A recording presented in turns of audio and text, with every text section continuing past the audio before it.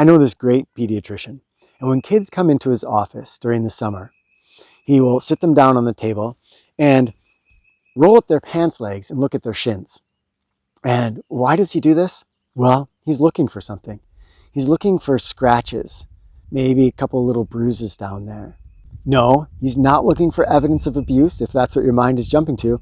He is looking for evidence of kids being outside and roughhousing, climbing trees, getting scratched up by brambles, kicking a soccer ball, climbing over a fence, all the sorts of things that leave those scratches and bruises on shins. He does this because he recognizes that it's really important for kids to get outside and to be challenging themselves. And another doctor that I talked to tells me that she finds a correlation between kids and how supportive their home environment is and how much they get outside and challenge themselves. Her feeling is that when parents seem to be more supportive, then kids get outside more and challenge themselves. These days, when kids are not supported and they're in a more abusive household, they often are turning to screens. And so they are stuck inside or outside, wherever they're going to be, but they're stuck on a screen and they're not getting themselves scratched up. They're not out challenging themselves and moving. Now, I found a similar thing with students at ReWild University. Now that I'm taking students on, which I'm really, again, excited about, it's mostly ending up being shorter term students, kind of week-long custom things. So when you only have a week together, you're trying to fit a lot of growth into 1 week. And to do that, we have to really maximize how we learn. And I'm talking about learning in a really broad sense, through our mind and our body. And there's a method that I've used for a long time at ReWild U that really seems to work. And more than a method, I would just call it a principle that you can use yourself when you're trying to learn something new. I'm even going to broaden this sense of the word learning to make it more like growth. Because, often it's not just that we're trying to learn a new skill, but we're trying to shift or change how we approach something. Maybe it's food. And right now we eat a lot of junk food and we're kind of addicted to sugar. And we want to shift that in ourselves and have growth and change. And that's the kind of learning I'm talking about in this really broad sense, where we are teaching our mind or teaching our body or teaching our senses how to respond differently to the world. And a lot of this growth, whether we're learning a new mental habit or a new physical habit, is going to come from applying stressors very selectively to our body and mind. Stressors trigger adaptation and help us to grow. So stressors can be really super intense, or they can be something like just making a different choice about what you're going to eat today. But these stressors, these little pressures that we put on our current way of doing things, have great power to change how we approach life. But there's kind of 2 ways that those stressors can come at us. The one is as a threat, and the other is as a challenge. You've heard us talk about this in other videos under other contexts. And here's what I've found, at least, is that when a stressor comes on as a threat, our body puts up all kinds of other resistances, and there's not a lot of intake or a lot of learning. I'll see people that come out of the military, and a lot of the skills that they learned were under kind of threatening sort of atmosphere. Now, this is different for every person. Let me jump in right here and say that this is how we interpret things.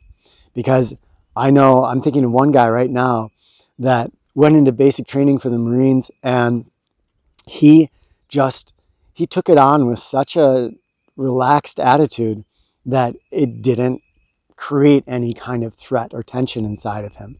But I'm thinking of another person I know who went through some military training, and it really stressed him in a major way. And those skills didn't settle inside of him.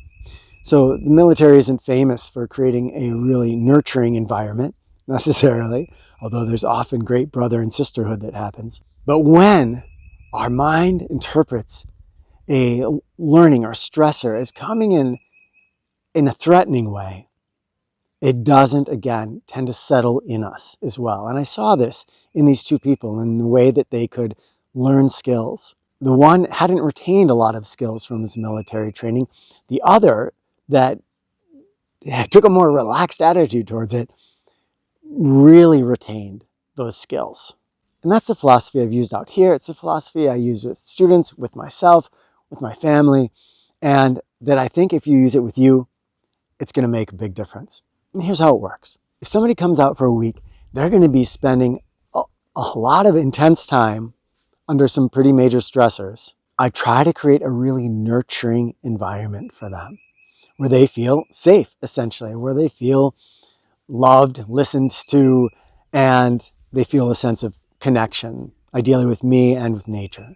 Now, when we're taking on really tough challenges, but we feel like we're in a safe environment, then we are just more open to those skills coming in, to those habits being shifted and changed. We release into the experience in a different way than if we're clenching and spending a lot of our energy just being fearful. So use things like keeping things lighthearted, using humor, giving hugs, helping people feel like they're in the environment that they are in when they're with me, which is supported and cared about. And then the skill retention can be really, really high. Sometimes it's tough to help people overcome their own fears or resistances. They might be really scared of nature at night. They might be really convinced by the life circumstances they've had that nobody is to be trusted and nobody could care about them. And again, when they're stuck in that place, then so much of their mental energy is going towards just being in that fear state, being in that resistance state, that new skills can't accumulate very easily. So that's what I do when I'm working with students. Yes, they're going to face some really big challenges and some tough stuff, but if they are in that nurturing atmosphere, I feel like they retain things a lot better. We can do this with ourselves as well. So if I'm going to take on a challenge, something that's going to be a stressor, maybe you're going to do your first overnight out in the woods, and you're excited about it, but you're also super, super fearful. There's something about trying to find your place with that fear before you plunge into it. Yeah, sometimes we can go out and just going into the fear is just a thing. But if I can educate myself about what animals and creatures I might hear in those woods, listen to some of the sounds of, for instance, the calls of owls, then when I hear a screech owl that night, which otherwise might scare me poopless, I'm going to say, wow, that's a screech owl. And it might turn into an adventure. Instead of me cowering in fear inside of my sleeping bag, I might be getting out of my sleeping bag, going out into those woods and seeing if I can get close to that screech owl.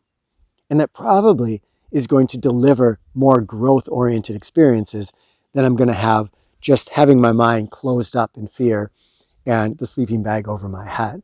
So with ourselves, if we are going into a time of self-growth, to make sure that we're coupling it with nourishment, whatever that means to you. And then try it with the people around you that you're close with, friends and family. If they're going through a tough time, trying to make some big emotional changes, trying to break a habit, whatever it is, give them a lot of nourishment, some extra nourishment during that time. By that nourishment, of course, I'm not just talking about food. I'm talking about hugs. I'm talking about caring. I'm talking about letting them know that we care. This is especially true with children. It works really, really well when children feel like they're safe and nurtured.